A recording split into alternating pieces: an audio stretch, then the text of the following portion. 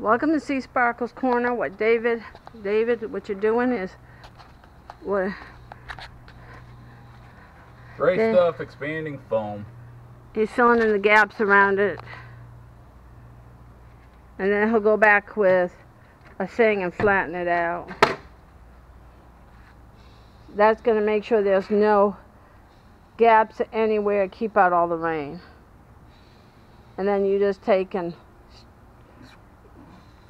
flatten it out. Cut it back with a knife or something. Yep. This is just spraying in right now.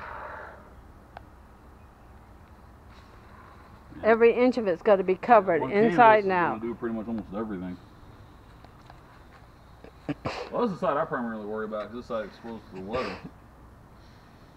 Everything's got to be covered, every inch, every hole, every nook, and every cranny. Around there and around the top, yeah. And we'll see you when this is finished. Smell the pesticide in it. This is the next part of the replacement of the new door. Yep. Just taking a lot of videos to do it, because a lot of doing this and then stopping and doing